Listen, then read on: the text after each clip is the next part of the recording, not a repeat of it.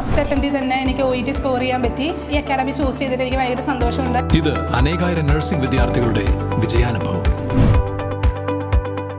For admissions call 7594054282. 19ാമത് Kothamangalam bible convention November 30 മുതൽ December 4 വരെ കോതമംഗലം സെന്റ് ജോർജ് കത്തീഡ്രലിൽ നടക്കുമെന്ന് ഭാരവാഹികൾ വാർത്താ സമ്മേളനത്തിൽ അറിയിച്ചു. വൈകുന്നേരം 3:30 മുതൽ രാത്രി 8:30 വരെയാണ് കൺവെൻഷൻ നടക്കുക.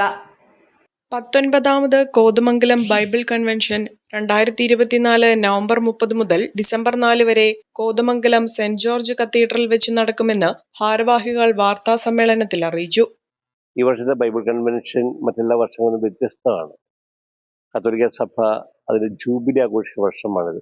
2025 ജൂബിലി വർഷമായിട്ട് പരിശുദ്ധ പിതാവ് ഫ്രാൻസിസ് മാർപ്പാപ്പ പ്രഖ്യാപിച്ചിരുന്ന വർഷമാണ്.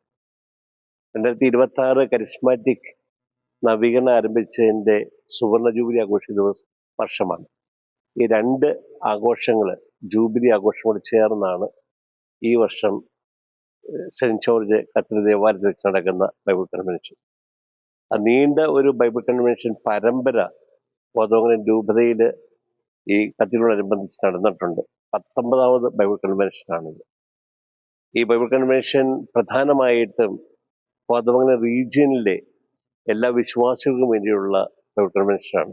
പ്രത്യേകിച്ച് കോതമംഗലം ഫൊറോന, ഊന്നുകൽ ഫൊറോന, വെടിലച്ചൽ ഫൊറോന, ഉറുമ്പടി ഫൊറോന, 4 ഫൊറോനകൾ കൂടിയ റീജിയനാണ് കോതമംഗലം റീജിയൻ.